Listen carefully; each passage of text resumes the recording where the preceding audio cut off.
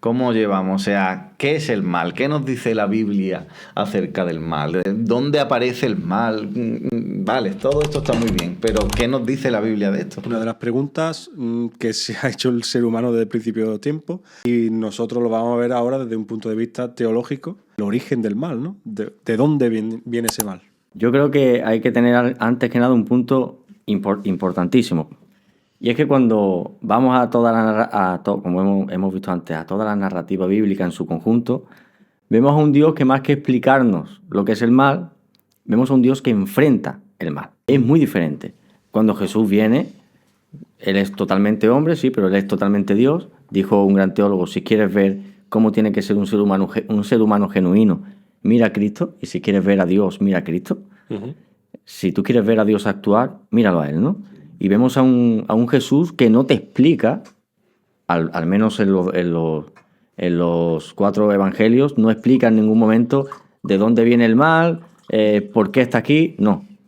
Pero sí que lo enfrenta. Entonces yo creo que nos encontramos ante un Dios que más que explicarnos lo que es el mal, lo enfrenta. Uh-huh. Importante esto. Creo que la actitud de todo creyente, de todo cristiano, más que explicar lo que es el mal, más que intentar darle una explicación, más de intentar encontrar el punto de origen, el cristiano está llamado a protestar contra el mal y a enfrentarlo.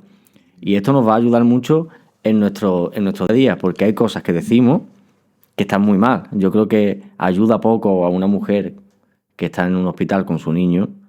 Bueno, tranquila que esto es un plan de Dios, ¿no? O tranquila que Dios, yo he oído esto, Dios habrá permitido esta enfermedad por algo. Cuidado con lo que decimos, porque una mala palabra puede deformar la teología por completo. Uh-huh. Y puede hacer mucho daño a alguien. Totalmente. Podemos caer en los errores que se caían en el siglo I, en época de Cristo, y acabar echándole la culpa a un pobre ciego y preguntarnos si pecó él o pecaron sus padres, ¿no? Correcto. Y de hecho, cuando vamos a Génesis 3, esa famosa serpiente, ¿no? No se nos da una explicación de por qué está ahí. Claro. Simplemente está ahí. Aparece y ya está. Te encuentras con la serpiente en el capítulo 3, pero no hay ninguna explicación, ni de cómo entra, ni de por qué está ahí, ni ¿Cómo tal. ¿Cómo ha llegado? No. Y yo creo que el punto es, o la clave está en ir al punto teológico del texto. Cuando vamos a Génesis, capítulo 1, 2 y 3, Dios crea al hombre, lo crea con una vocación de representar al hombre en el mundo. El hombre es el corregentor de Dios en la tierra y el hombre tiene que reflejar a Dios en el mundo. El pecado en sí, esa palabra griega, David, tú tienes que conocerla bien. Hamartía, fallar en el blanco, ¿no? Uh-huh. El fallo en el blanco yo creo que lo explicamos muy mal cuando se habla de que cuando yo miento estoy fallando en el blanco, cuando yo tengo errores puntuales estoy fallando en el blanco, ¿no? Yo creo que el fallo en el blanco en global es fallar en mi vocación como ser humano de representar a Dios. O sea que el pecado no es una lista de cosas. Por supuesto, el pecado no es una lista de cosas que se pueden hacer y que no se pueden hacer, sino que el pecado, en su definición más general, creo, es fallar en tu vocación de ser un ser humano genuino, dejar de mirar a Dios y mirarte a ti mismo, decirle a Él que no vas a hacer lo que Él dice y hacer lo que tú quieres. Es lo que se nos presenta en Génesis de una forma magistral. Y entonces, al contrario, el estar convertido y el seguir los pasos de Cristo, intentar ser su discípulo, no es una lista de preceptos, ¿no? Igual, ¿no? Correcto. ¡Dame Biblia! Yo creo que hace poco pensaba, tengo por ahí algo apuntado de esto. Ser cristiano no es ser una raza diferente de personas. Uh-huh. O ser cristiano no es ser mejor que las personas que están fuera, porque hay veces que decimos los del mundo y los de aquí, y dividimos el mundo entre buenos y malos, claro, pecadores y santos, los de Dios y los que no son de Dios. Y creo que ser cristiano no es más que ser verdaderamente humano. Es volver a ser un ser humano genuino, auténtico. Muy bien, entonces, ante la pregunta ¿cuál es el origen del mal?, nos encontramos con que realmente no hay una respuesta clara, ¿no? No sabemos muy bien cuál es su origen, sino que vemos en el capítulo 3 de Génesis que el mal está ahí. Hay que ser cuidadosos aquí. Cuando tú lo lees en retrospectiva, Ajá. es decir, desde nuestro momento hacia atrás, ya teólogos como Agustín y tal, lo miran hacia atrás y ven en Ezequiel y ven en Isaías profecías que se atribuyen a la caída de Satanás, ¿no? Y podemos apuntar hacia el origen del mal ahí. Dicho esto, yo puedo dejar esto aparcado ahí y enfocarnos en el texto bíblico. El escritor de Génesis no tiene idea de que eso ocurra ni nada, ¿no? Y cuando tú vas a un texto, ya sea Génesis, ya sea Levítico, ya sea Hebreos, cuando tú vas a un texto, tienes que ir a lo que el autor tenía en mente. Y el autor de Génesis no tenía en mente, por supuesto, ni la profecía del rey Tiro, ni nada por el estilo, sino que la serpiente aquí, ojo aquí, ¿eh? Yo sé que hay muchas personas que entienden a la serpiente como un ser literal y hay otros que lo entienden como un ser simbólico, pero no importa, ya sea que lo entiendas como literal o como simbólico, el núcleo teológico es el mismo.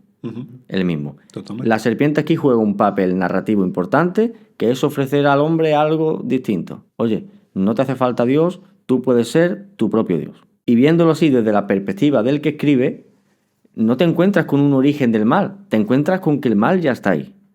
Es decir, volvemos a lo que hemos hablado antes. No estamos llamados a dar una explicación al mal. Yo leí hace poco antes cuando presentabas esto, hablabas de la teodicea, ¿no?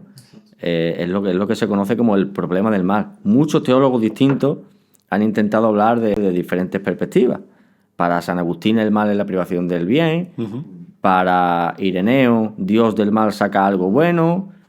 Para Moltmann, Dios no el hombre no le da ninguna explicación al mal, pero Dios está con el que sufre. Y yo pensando, me proponía hacia mí mismo, ¿no? Yo propongo o me agarro a la teodicea del silencio. Es decir, de quedarse callado ante el misterio. El mal, tengo claro que es lo que Dios no quiere. Lo tengo claro. El mal no es una realidad que compite con Dios. Lo tengo claro.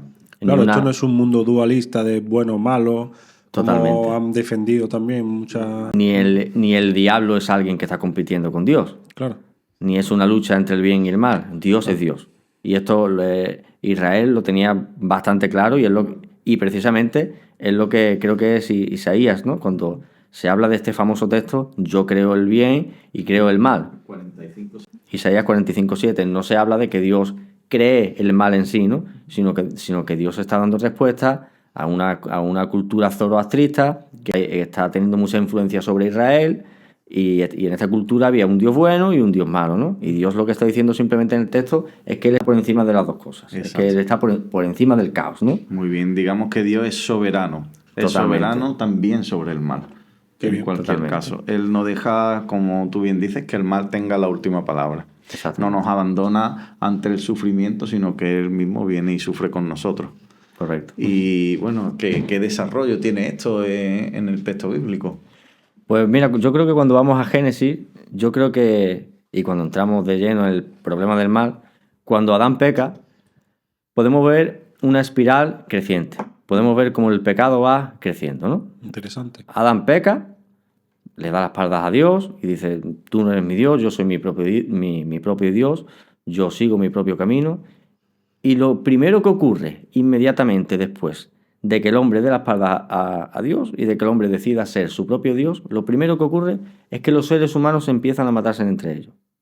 Caín mata a su hermano. Volvemos al punto.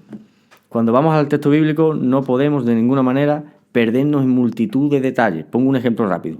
Si vamos a Lucas, capítulo 15, Jesús cuenta la parábola de la oveja perdida, la parábola de la moneda perdida y la parábola de un hijo que se pierde. Y nos paramos en muchos detalles. El anillo el anillo que el padre pone al hijo pródigo, las sandalias, la túnica, la mujer con la escoba y por qué una escoba y por Bueno, qué es tal. que eso te da para 10 predicaciones de una hora devocional. Correcto, te da para muchos temas, te da para muchas aplicaciones, pero Claro. el sentido del texto es uno. El sentido es, como el propio Jesús dice al final, que Él ha venido a buscar y a salvar lo que se había perdido y ya está, no hay más. Y vamos al núcleo teológico ahora de Génesis. Yo no me puedo perder en detalles. No me puedo perder en detalles que me van a llevar a divagaciones y a cosas extrañas. Muy bien. El núcleo teológico del texto es que el ser humano da la espalda a Dios e inmediatamente el ser humano empieza a matarse entre sí. Es decir, los hombres empiezan a matarse entre ellos. Caín mata a su hermano. Luego vemos que Caín tiene creo que es tataranieto, Lamec, que es aún peor que su abuelo, Caín. Y él dice, si Caín sería vengado 7 veces, Lamec, el que haga algo contra Lamec, será vengado 70 veces 7. La violencia, la espiral violenta, la espiral de pecado sigue creciendo. Ajá. Si seguimos más adelante, vemos cómo crece aún más, hasta que llegamos a Génesis capítulo 6, donde Dios tiene que poner fin a esto. Dios pone fin a esto Con el diluvio. con el diluvio.